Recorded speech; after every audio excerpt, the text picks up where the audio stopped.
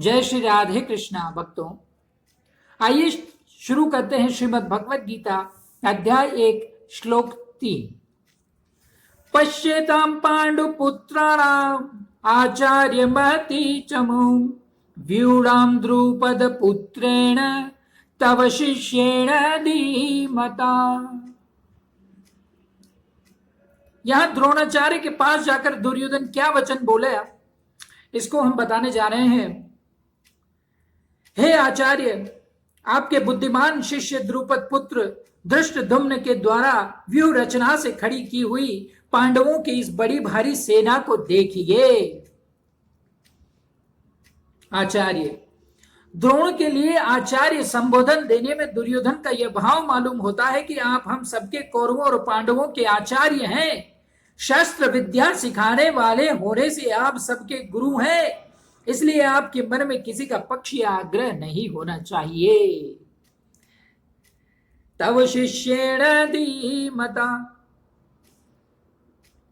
इन पदों का प्रयोग करने में दुर्योधन का भाव यह है कि आप इतने सरल हैं कि अपने मारने के लिए पैदा होने वाले धृष्टद्युम्न को भी आपने अस्त्र शस्त्र की विद्या सिखाई है, और वह आपका शिष्य धृष्टद्युम्न इतना बुद्धिमान है कि उसने आपको मारने के लिए आपसे ही अस्त्र शस्त्र की विद्या सीखी।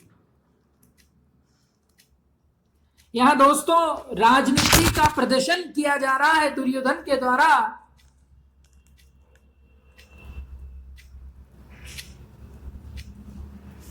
अर्जुन की पत्नी द्रौपदी के पिता राजा द्रुपद के साथ द्रोणाचार्य का कुछ राजनीतिक झगड़ा था। इस झगड़े के फलस्वरूप द्रुपद ने एक महान यज्ञ संपन्न किया, जिससे उसे एक ऐसा पुत्र प्राप्त होने का वरदान मिला जो द्रोणाचार्य का वध कर सके। यही बात हो रही है द्रुपद पुत्रेण। यह पद कहने का आशय है कि आपको मारने के उद्देश्य को लेकर ही द्रुपद ने याज और उपयाज नामक ब्राह्मणों से यज्ञ कराया, जिससे धृष्टद्युम्न पैदा हुआ। वही यह द्रुपद पुत्र धृष्टद्युम्न आपके सामने प्रतिपक्ष में सेनापति के रूप में खड़ा है।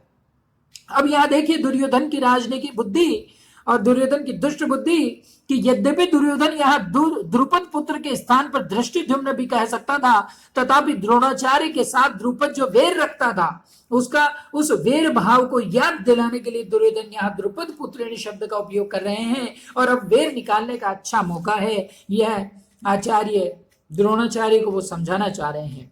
पांडुपुत्राणाम एताव्यूढ़ां महती चमुं पश्य, द्रुपद पुत्र के द्वारा पांडवों के इस व्यूहाकार खड़ी हुई बड़ी भारी सेना को देखिए। तात्पर्य है कि जिन पांडवों पर आप स्नेह रखते हैं उन पांडवों ने आपके प्रतिपक्ष में खास आपको मारने वाले द्रुपद पुत्र को सेनापति बनाकर व्यूह रचना करने का अधिकार दिया है। दोस्तों देखिए दुष्ट बुद्धि को कि किस प्रकार आपके अंदर द्वेष भर सकते हैं वो। अगर यहां द्वेष पैदा करना चाह रहे हैं दुर्योधन द्रोणाचार्य के अंदर, और तरीका देखिए आप, ये कभी नहीं करना चाहिए। अधर्म की राह है, कभी नहीं चुननी चाहिए। अंत देखिएगा दुर्योधन का किस प्रकार होगा।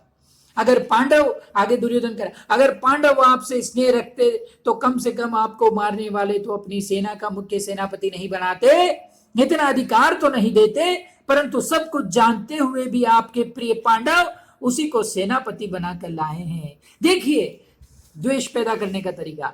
यद्यपि कौरवों की अपेक्षा पांडवों की सेना संख्या में कम थी, अर्थात कौरवों की सेना 11 अक्षौहिणी थी।